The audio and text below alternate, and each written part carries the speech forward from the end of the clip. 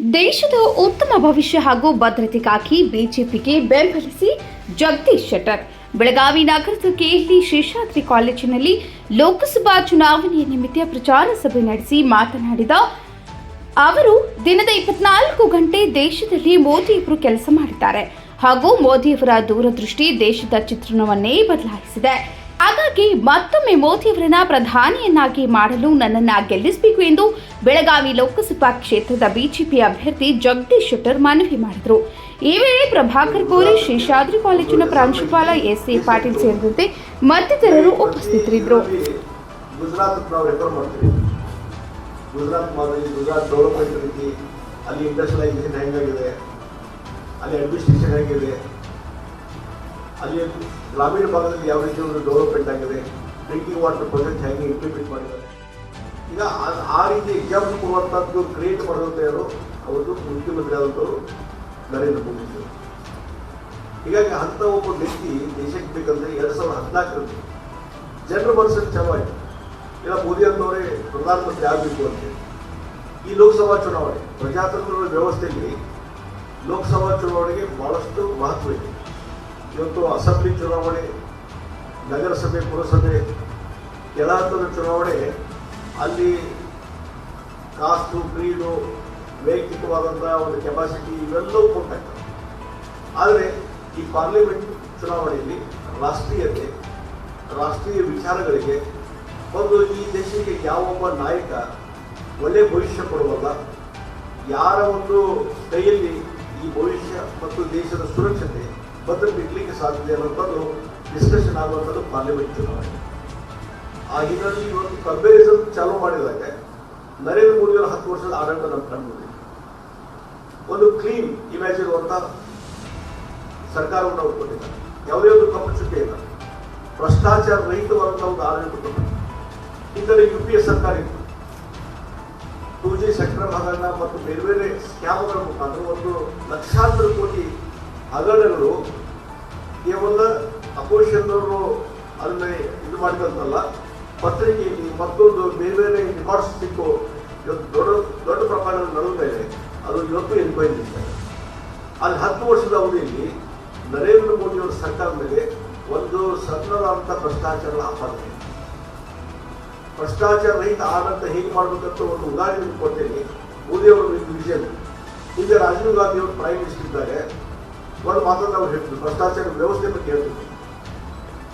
ದಿಲ್ಲಿಯಿಂದ ಒಂದು 100 ರೂಪಾಯಿ ಕಳಿಸಿದ್ರೆ, ಯಾವುದೋ ಒಂದು ಬೆನಿಫಿಷರಿ 100 ರೂಪಾಯಿ ಕಳಿಸಿದ್ರೆ ಅದು ಬೆಂಗಳೂರಿಗೆ ಬಂದು, ಬೆಂಗಳೂರಿಂದ DC ಕಚೇರಿಗೆ ಬಂದು, ಅಲ್ಲಿಂದ JP, ಅಲ್ಲಿಂದ ತಹಶೀಲ್ದಾರ್ ಆಫೀಸು, ಅಲ್ಲಿಂದ ವಿಲೇಜ್ ಅಕೌಂಟೆಂಟು, ಅಲ್ಲಿಗೆ ಹೋಗಿ ಅವತ್ತ ಆ ಬೆನಿಫಿಷರಿಗೆ ಒಂದು ಬೆನಿಫಿಟ್ ಹೋಗ್ಬೇಕು, ಬರೀ 15 ರೂಪಾಯಿ. ಅದು ಸೋರಿಕೆ, ಅದು ಕರಪ್ಷನ್. ಅದಕ್ಕಾಗಿ ಮೋದಿಯವರು ಏನು ಮಾಡಿದ್ರು, ಅಡ್ಮಿನಿಸ್ಟ್ರೇಷನ್ದಲ್ಲಿ ಒಂದು ಬಂದವರು ಡಿಜಿಟಲ್ ಇಂಡಿಯಾ. ಈಗ ನೋಡಿ, ಒಂದು ಉದಾಹರಣೆ ಕೊಡ್ತೀನಿ ನಾನು.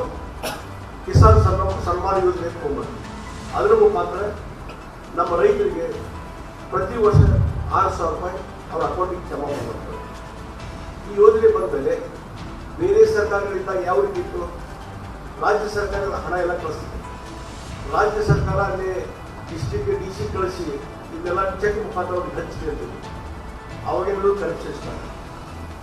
ಅದಕ್ಕೆ ಮಾಡಿದ್ರು ನರೇಂದ್ರ ಮೋದಿ ಎಲ್ಲವೂ ಸೆಂಟ್ರಲೈಸ್ ಮಾಡಿ ದಿಲ್ಲಿಯಲ್ಲಿ ಒಂದು ಬಟನ್ ಒತ್ತಿದ್ರೆ, ಇವತ್ತು ಮುನವಳ್ಳಿಯಲ್ಲಿ ಒಬ್ಬ ರೈತ ಕಲ್ಲಪ್ಪ ಅಂತ ಹೇಳಿ, ಆ ಕಲ್ಲಪ್ಪನ ಅಕೌಂಟಿಗೆ ಇವತ್ತು 6,000 ರೂಪಾಯಿ ಬರೀ ಅಲ್ಲಿ ಬಟನ್ ಒತ್ತಿದ 6,000 ರೂಪಾಯಿ ಜಮಾ ಆಗ್ತದೆ. ಇಲ್ಲಿ ಯಾರು ಮಾತ್ರ DC-ದಾಗಲಿ ವಿಲೇಜ್ ಅಕೌಂಟೆಂಟ್ದಾಗಲಿ ಯಾವುದೂ ಇಲ್ಲ. ನೇರವಾಗಿ ಅದು ಯಾರೋ ಹೋಗಿ ತಹಶೀಲ್ದಾರ್ ಕಚೇರಿ ಮುಂದೆ ಭಿಕ್ಷೆ ಕೊಡೋದು, ನಾವು ಚೆಕ್ ಕೊಡ್ರಿ ಅಂತ. ಹೀಗಾಗಿ ಇದರಿಂದ ಏನಾಯಿತು, 6,000 ರೂಪಾಯಿ ನೇರವಾಗಿ ಇದು ಸಣ್ಣ ಎಕ್ಸಾಂಪಲ್. ಇನ್ನು ಹಲವಾರು ಏನು ಬೆನಿಫಿಟ್ ಇರುವಂಥ ಸ್ಕೀಮ್ಗಳಿದ್ದಾವೆ. ಆ ಜನ್ಧನ್ ಅಕೌಂಟ್, ಇವತ್ತು ಮೋದಿಯವ್ರಿಗೆ ಪ್ರಾರಂಭ ಮಾಡಿದ್ರೆ ಜನ್ಧನ್ ಅಕೌಂಟ್, ಒಬ್ಬ ಬಡವ ಸಹಿತ ಬ್ಯಾಂಕ್ನಲ್ಲಿ ಹೋಗಿ ಅಕೌಂಟ್ ತೆಗೆಯುವಂಥದ್ದು. ಮತ್ತೆಲ್ಲ ಯಾವುದೋ ಅಕೌಂಟಿಗೆ ತೆಗಿಬೇಕಂತಂದರೆ 16,000 ವಿಚಾರ ಮಾಡೋದು, ಅವ್ರು ಕೂತಿರುವಂಥ ಐಡೆಂಟಿಫಿಕೇಶನ್ ವೈದ್ಯರು ತಗೊಂಬೋದು, ಮತ್ತು ಇಷ್ಟು ಅಮೌಂಟ್ ನಿಗದಿ ಮಾಡಿ ಇಷ್ಟು ಅಮೌಂಟ್ ಇಡಲೇಬೇಕಂತ ಬ್ಯಾಂಕ್ನವ್ರು ಕಂಡೀಷನ್. ಈ ಜನ್ಧನ್ ಅಕೌಂಟ್ ಮಾಡಬೇಕಾದ್ರೆ ಯಾವುದೇ 1 ರೂಪಾಯಿ ಇಟ್ಟು ನೀವು ಅಕೌಂಟ್ ತೆಗಿಬೋದು. ಈ ರೀತಿ ಆಗಿದ್ದರಿಂದ ಇವತ್ತು ಕೇಂದ್ರ ಸರ್ಕಾರದ ಯೋಜನೆಯನ್ನು ನೇರವಾಗಿ ಆ ಅಕೌಂಟ್ ಹೋಲ್ಡರ್ ಸಿಗುವಂಥದ್ದು. ಹೀಗಾಗಿ ಒಂದು ಬದಲಾವಣೆ, ಅಮೂಲಾಗ್ರ ಬದಲಾವಣೆ ಒಂದು ಆರ್ಥಿಕ ನೀತಿ, ಒಂದು ವಿದೇಶಿ ನೀತಿ ಸರಿಯಾಗಿತ್ತು. ಇವತ್ತು ಆರ್ಥಿಕ ನೀತಿ ಸರಿಯಾಗಿದ್ದರಿಂದ ಕಳೆದ 10 ವರ್ಷದಲ್ಲಿ ಏನೊಂದು ಆರ್ಥಿಕ ಅಭಿವೃದ್ಧಿ ಬಹುಶಃ ದೇಶದ ಇತಿಹಾಸದಲ್ಲಿ ಬಹಳ ಒಂದು ದೊಡ್ಡ ಇತಿಹಾಸ ನಿರ್ಮಾಣ ಮಾಡುತ್ತೆ. ಮೋದಿಯವರ ಅಧಿಕಾರ ತಗೊಳ್ಳೋ ಮುಂಚೆ ನಮ್ಮ ಸ್ಥಾನ 14ನೇ ಸ್ಥಾನದಲ್ಲಿ 14ನೇ ಸ್ಥಾನ ಆರ್ಥಿಕ ಅಭಿವೃದ್ಧಿ. ಇವತ್ತು 10 ವರ್ಷದಲ್ಲಿ ಇವತ್ತು ಭಾರತದ ಆರ್ಥಿಕ ಅಭಿವೃದ್ಧಿಯಲ್ಲಿ 5ನೇ ಸ್ಥಾನಕ್ಕೆ ಬಂದಿದೆ. 5ನೇ ಸ್ಥಾನ, ಫಿಫ್ತ್ ಪ್ಲೇಸ್. ಇನ್ನು 2-3 ವರ್ಷದಲ್ಲಿ will put in third place, 3ನೇ ಸ್ಥಾನಕ್ಕೆ ಬರ್ತದೆ. 3ನೇ ಸ್ಥಾನಕ್ಕೆ ಯಾವ ರೀತಿ ಅಡಿಪಾಯ ಹಾಕಿದ್ದಾರೆ, ಬೇಸ್ ಹಾಕಿದ್ದಾರೆ ಅಂದರೆ ಇದು 10-15 ವರ್ಷದಲ್ಲಿ ಇಡೀ ಜಗತ್ತಿನಲ್ಲಿ ಭಾರತ ದೇಶ ಒಂದು ಸೂಪರ್ ಪವರ್ ಆಗ್ತದೆ. ನಂಬರ್ 1 ಸ್ಥಾನಕ್ಕೆ ಬರ್ತದೆ, ನಂಬರ್ 1 ಸ್ಥಾನಕ್ಕೆ. ಇದು ಮೋದಿಯವರ ಒಂದು ಆರ್ಥಿಕ ನೀತಿ. ಅದಕ್ಕಾಗಿ ಅವೆಲ್ಲ ಪರ್ಫಾರ್ಮೆನ್ಸ್ ನಾವು ಕಾಣ್ತಿರ್ತೇವೆ. ಇವತ್ತು ಸುಮ್ಮನೆ ಏನೋ ಒಂದು ಸುಳ್ಳು ಹೇಳಿಕೆ ಅಥವಾ ಸುಳ್ಳು ಅಂಕಿ ಸಂಖ್ಯೆ ಕೊಡುವಂಥದ್ದಲ್ಲ, ನಮ್ಮ ಕಣ್ಣಿಗೆ ಕಾಣ್ತಾ ಇದ್ದಾರೆ. ಅದಕ್ಕಾಗಿ ಅಪೋಸಿಷನ್ ತೋರಿಸೋದಕ್ಕೆ ಯಾವುದೇ ರೀತಿಯಂತ ಕ್ರಿಟಿಸೈಸ್ ಮಾಡುವಂಥ ಪರಿಸ್ಥಿತಿ ಇಲ್ಲ. ಒಂದು ಮೋದಿಯವರಿಗೆ ಪರ್ಯಾಯವಾದಂಥ ಯಾರಾದರೂ ಲೀಡರ್ ಇರ್ತಾರೆ ದೇಶದಲ್ಲಿ. ಹಿಂಗೆಲ್ಲ ಕಾಂಗ್ರೆಸ್ ಇದ್ದಾಗ ಭಾರತೀಯ ಜನತಾ ಪಾರ್ಟಿ ಪ್ರೈಮ್ ಮಿನಿಸ್ಟರ್ ಆಗುವಂಥದ್ದು 10 ಜನ ಲೀಡರ್ಸ್ ಇದ್ರು. ಕಾಂಗ್ರೆಸ್ಸಲ್ಲಿ ಏನಿದೆ ಪರಿಸ್ಥಿತಿ ಇವತ್ತು? ನಾನು ಒಂದೇ ಕೇಳಿ ಭಾಳ ಕಡೆ ಕ್ವಶನ್ ಮಾಡಿದ್ದೀನಿ. ಏನಂದ್ರೆ ನಾವು ನಮ್ಮ ಬಿಜೆಪಿ ಮತ್ತು ಎನ್ ಡಿ ಎ ಒಕ್ಕೂಟಿದೆ, ನಮ್ಮ ಪ್ರಧಾನಮಂತ್ರಿ ಕ್ಯಾಂಡಿಡೇಟ್ ಯಾರು ನಾವು ಹೇಳ್ತೀವಿ, ಗಟ್ಟಿಯಾಗಿ ಹೇಳ್ತೀವಿ, ಭಾಳ ಕಾನ್ಫಿಡೆಂಟ್ ಆಗಿರ್ತೀವಿ. ನರೇಂದ್ರ ಮೋದಿ ನಮ್ಮ ನಾಯಕರು, ನೆಕ್ಸ್ಟ್ ಪ್ರೈಮ್ ಮಿನಿಸ್ಟರ್ ಅವರೇ ಅಂತ ನಾವು ಹೇಳ್ತೀವಿ. ಎನ್ ಡಿ ಎ ಒಕ್ಕೂಟದವರು ಅದನ್ನೇ ಹೇಳ್ತಾರೆ. ಆದ್ರೆ ನಾವಿವತ್ತು ಕಾಂಗ್ರೆಸ್ ಪಾರ್ಟಿ ಮತ್ತು ಅದರ್ ಪಾರ್ಟಿ ಏನೋ ಇಂಡಿಯಾ ಒಕ್ಕೂಟ ಏನು ಮಾಡ್ಕೊಂಡಿದ್ದಾರಲ್ಲ, ಅವರ ನಾಯಕರು ಯಾರು, ನೆಕ್ಸ್ಟ್ ಪ್ರೈಮ್ ಮಿನಿಸ್ಟರ್ ಆಗುವಂಥವ್ರು ಯಾರು ಅಂತ ಕೇಳಿದಾಗ ನೀವಿದೆ ಉತ್ತರ ಇಲ್ಲ. ರಾಹುಲ್ ಗಾಂಧಿ ಉಳಿದ ಪಾರ್ಟಿಯವರು ಒಪ್ಕೊಳ್ತಾ ಇಲ್ಲ. ಮಲ್ಲಿಕಾರ್ಜುನ್ ಖರ್ಗೆ ಅವರು ಕಾಂಗ್ರೆಸ್ ಅವರು ಹೋಗ್ತಾ ಇಲ್ಲ. ಇನ್ನು Mamata Banerjee West Bengal chief minister ಅವರಿಗಾಗಲೇ ಆಲ್ಮೋಸ್ಟ್ ಇಂಡಿಯಾ ಒಕ್ಕೂಟ ಹೊರಗೆ ಬಂದಿದ್ದಾರೆ. ಅದೇ ರೀತಿ ಅಖಿಲೇಶ್ ಯಾದವ್ ಅವ್ರು ಯಾರು ಹೋಗ್ತಾ ಇಲ್ಲ. ಈ ಜೈಲಿನಲ್ಲಿರುವಂಥ ಭ್ರಷ್ಟ ಅಪಾರ ಹೊತ್ತಂತ ಕೇಜ್ರಿವಾಲ್ ಆಗ್ತಾರೆ, ಅವ್ರು ಯಾರು ಹೋಗ್ತಾ ಇಲ್ಲ.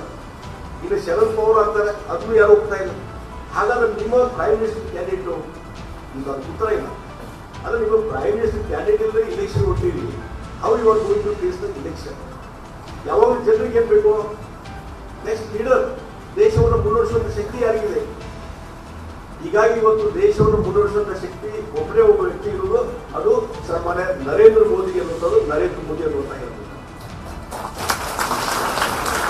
ಆ ಹಿನ್ನೆಲೆಯಲ್ಲಿ ಇವತ್ತು ದೊಡ್ಡ ಪ್ರಮಾಣದಲ್ಲಿ ಚರ್ಚೆ ಆಗ್ತಾ ಇದೆ. ಮತ್ತು ಕಾಂಗ್ರೆಸ್ ಪಾರ್ಟಿ ಅಧಿಕಾರಕ್ಕೆ ಬರಕ್ಕೆ ಸಾಧ್ಯನೇ ಇಲ್ಲ. ಇವತ್ತು ಅಧಿಕಾರಕ್ಕೆ ಬರಬೇಕಂದ್ರೆ ಯಾವುದೊಂದು ರಾಷ್ಟ್ರೀಯ ಪಕ್ಷ 272 ಸೀಟ್ ಬೇಕು. 272 ಸೀಟ್. ಇದು ಕಾಂಗ್ರೆಸ್ ಪಾರ್ಟಿ ಸ್ಪರ್ಧೆ ಮಾಡಿದ್ದಷ್ಟು 230 ಅಧಿಕಾರಕ್ಕೆ ಬರಕ್ಕೆ ಸಾಧ್ಯ ಇಲ್ಲ.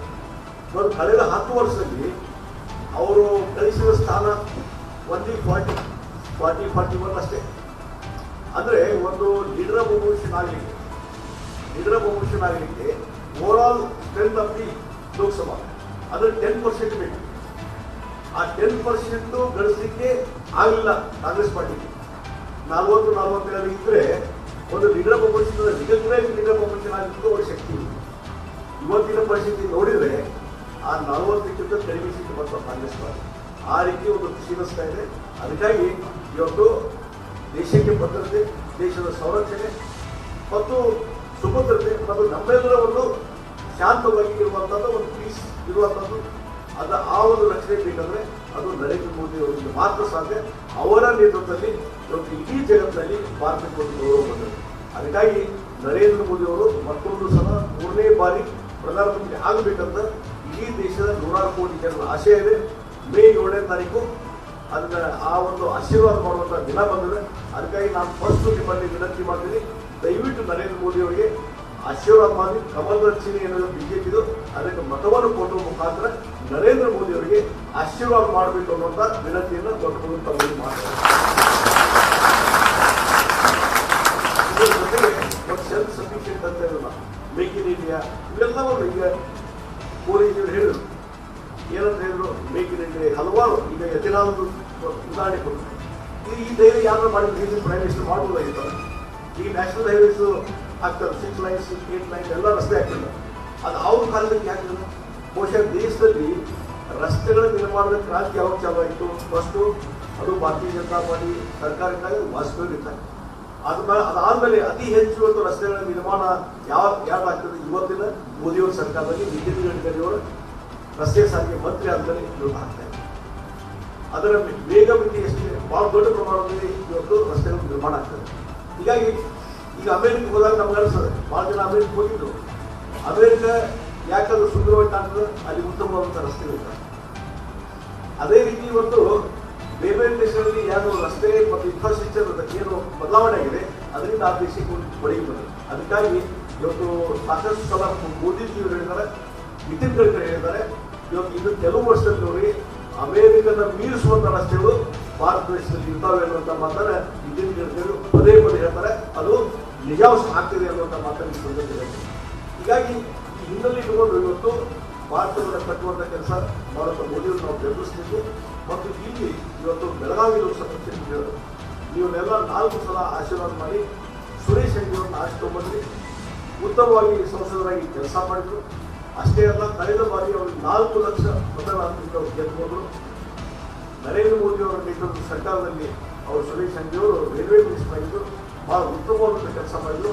ಬೆಳಗಾವಿಗೆ ಹಲವಾರು ರೈಲ್ವೆ ಯೋಜನೆ ತಗೊಂಡ್ರು, ಉತ್ತಮವಾದಂಥ ರೈಲ್ವೆ ಸ್ಟೇಷನ್ ಇರ್ಬೋದು ಅಥವಾ ಬೆಂಗಳೂರಿಗೆ ನೇರವಾಗಿ ಕನೆಕ್ಷನ್ ಇರುವಂಥ ಹೊಸದಾದಂಥ ಟ್ರೈನ್ ಇರ್ಬೋದು ಮತ್ತು ಬೆಂಗಳೂರಿಗೆ ಇನ್ನೊಂದು 1 ತಾಸು ಬೇಗನೆ ಹೋಗುವಂಥ ಒಂದು ದಾರಿ, ಹೊಸ ಲೈನ್.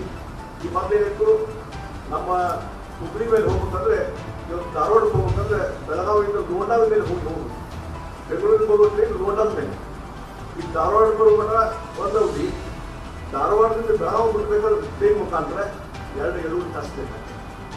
ಅದು 1 ತಾಸಲ್ಲಿ ಹೋಗುವಂಥದ್ದಕ್ಕೆ ಅವಕಾಶ ಅಂತಂದರೆ ಬೆಳಗಾವಿ, ಕಿತ್ತೂರು, ಧಾರವಾಡ ಪ್ರಸಾದ ಲೈನ್ ಇದು ಭಾಳ ವರ್ಷದಿಂದ ಪ್ರಪೋಸಲ್ ಇತ್ತು. ಆದರೆ ಯಾವುದೇ ಸರ್ಕಾರ ಕೇವಲ ಸುಮ್ಮನೆ ತೋರಿಕೆ ಒಂದು 10-15 ಕೋಟಿ ಕಳಿಸ್ಕೊಟ್ಟಿದ್ರು ಅನುದಾನ, ಯಾರೋ ಅತಿ ಹೆಚ್ಚಿನ ಅನುವು ಕೊಟ್ಟಿರಲಿಲ್ಲ. ಹೀಗಾಗಿ ಸುರೇಶ್ ಅಂಗಡಿ ರೈಲ್ವೆ ಮಿನಿಸ್ಟರ್ ಇದ್ದಾಗ ಅದಕ್ಕಾಗಿ 900 ಕೋಟಿ ಹಣ ಸ್ಯಾಂಕ್ಷನ್ ಮಾಡಿ ಇವತ್ತು ಆ ಹೊಸ ಲೈನ್ ಹಾಕಲಿಕ್ಕೆ ಪ್ರೊಸೆಸ್ ಚಾಲು ಮಾಡಿ ಅದರ ಲ್ಯಾಂಡ್ ಎಕ್ವಿಷನ್ ಯಾರು ಮಾಡಿಕೊಡ್ಬೇಕು? ರಾಜ್ಯ ಸರ್ಕಾರ. ಹೀಗಾಗಿ 80% ಮಾಡಿದರೆ ಇನ್ನೊಂದು 20% ಇದೆ. ಅದೊಂದು ಆಯ್ತಂದ್ರೆ ಅವಾಗ ಈಗ ನೀವು ಇಲ್ಲಿಂದ ಬೆಂಗಳೂರಿಗೆ ಇದು 1 ತಾಸು ಕೈಗಾರಿಕೆ ಆಗಲಿಕ್ಕೆ ಸಾಧ್ಯ, ಆ ಕೆಲಸಗಳು ನಡೀತಾರೆ. ಈ ರೀತಿ ಹಲವಾರು ಯೋಜನೆಗಳನ್ನ ಸುರೇಶ್ ಅಂಗಡಿ. ಇನ್ನೊಂದು ನರೇಂದ್ರ ಮೋದಿ ಅವರು ಯಾವ ರೀತಿ ಒಂದು ವಿಜನರಿ ನೋಡಿ ಅವ್ರು ಯಾವ ಹೇಳ್ತಿದ್ರು, ಒಬ್ಬ ಹವಾಯಿ ಚಪ್ಪಲ್ ಹಾಕಿರುವಂಥ ಒಬ್ಬ ಸಾಮಾನ್ಯ ವ್ಯಕ್ತಿಯೂ ಸಹಿತ ವಿಮಾನದಲ್ಲಿ ಹಾರಾಟ ಮಾಡಬೇಕು ಅಂತ. ಅದಕ್ಕಾಗಿ ಅವರು ಉಡಾನ್ ಯೋಜನೆಯನ್ನು ತಗೊಂಡ್ರು. ಬೆಳಗಾವಿಗೆ ಮೊದಲೇ ದೇಶದಲ್ಲಿ ಬರಲಿಲ್ಲ, ಅವರು ಸುರೇಶ್ ಅಂಗಡಿ MP ಇದ್ರು. ಅವರು ಬಹಳಷ್ಟು ಪ್ರಯತ್ನ ಮಾಡಿ ಎಫರ್ಟ್ಸ್ ಮಾಡಿ ಮತ್ತೆ ಮೋದಿಯವ್ರ ಮೇಲೆ ಒತ್ತಡ ತಗೊಂಡು ಉಡಾನ್ ಯೋಜನೆ ಬೆಳಗಾವಿಗೆ ಬಂತು. ಆ ಉಡಾನ್ ಯೋಜನೆ ಬೆಳಗಾವಿ ಹೊರತು ಬಿಟ್ಟು ಬೆಳಗಾವಿಯಲ್ಲಿರುವಂಥ ಏರ್ಪೋರ್ಟ್ ಇದೆ ಒಂದು ಫಾರ್ ಎಕ್ಸಿಬಿಷನ್ ಮಾತ್ರ ಇತ್ತು. ಸ್ಟೂಡೆಂಟ್ಸ್ಗೆ ಯಾರೋ